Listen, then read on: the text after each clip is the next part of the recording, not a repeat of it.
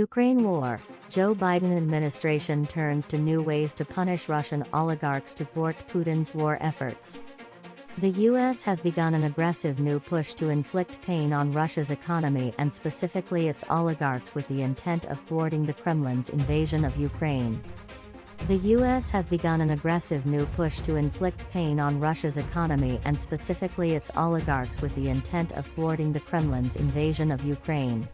From the Treasury Department to the Justice Department, U.S. officials will focus on efforts to legally liquidate the property of Russian oligarchs, expand financial penalties on those who facilitate the evasion of sanctions, and close loopholes in the law that allow oligarchs to use shell companies to move through the U.S. financial system.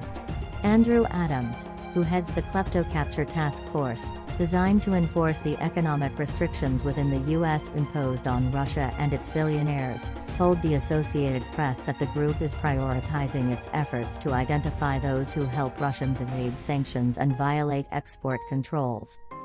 These illicit procurement networks will continue to take up an ever-increasing amount of our bandwidth, said Adams, who also serves as acting Deputy Assistant Attorney General.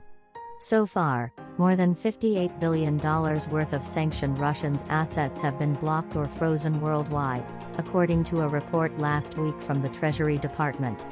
That includes 2 luxury yachts each worth $300 million in San Diego and Fiji, and 6 New York and Florida properties worth $75 million owned by sanctioned oligarch Viktor Vekselberg. The U.S. has begun attempts to punish the associates and wealth managers of oligarchs. In Vekselberg's case, a federal court in New York indicted Vladimir Voronchenko after he helped maintain Vekselberg's properties. He was charged in February with conspiring to violate and evade U.S. sanctions. The case was coordinated through the Klepto-Capture Group. I think it can be quite effective to be sanctioning facilitators, Adams said, calling them professional sanctions evasion brokers. A February study led by Dartmouth University researchers showed that targeting a few key wealth managers would cause far greater damage to Russia than sanctioning oligarchs individually. Other attempts to inflict pain on the Russian economy will come from the efforts to liquidate yachts and other property owned by Russian oligarchs and the Kremlin, turning them into cash to benefit Ukraine.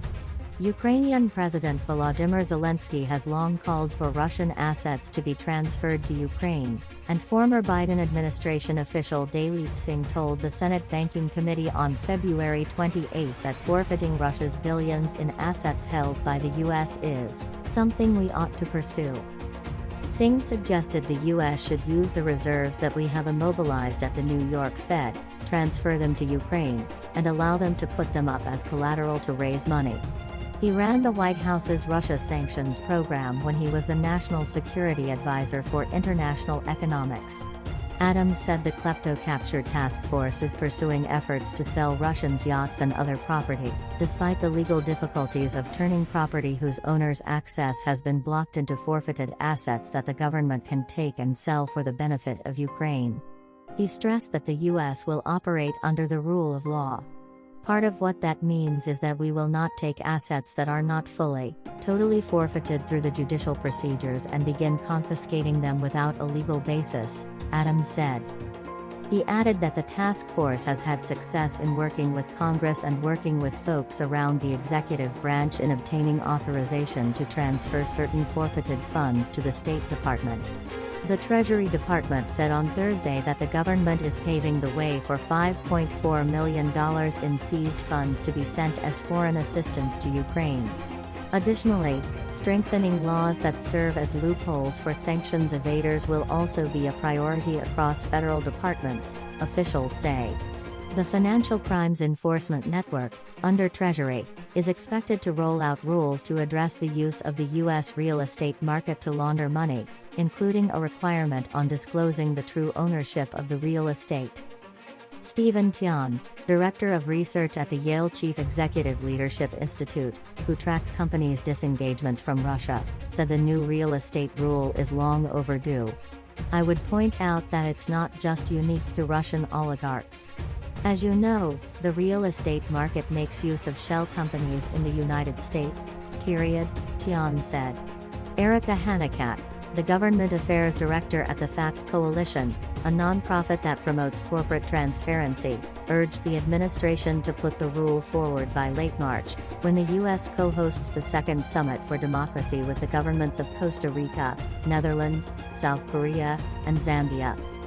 We're viewing this as an opportunity for the United States to demonstrate leadership not only in addressing corrupt practices abroad, but looking to our own backyard and addressing the loopholes in our system that facilitate corruption internationally, she said. That's today's latest news. Don't forget to subscribe, like, and comment so that this channel can continue to exist. Thank you for listening to the end, and I hope it's useful.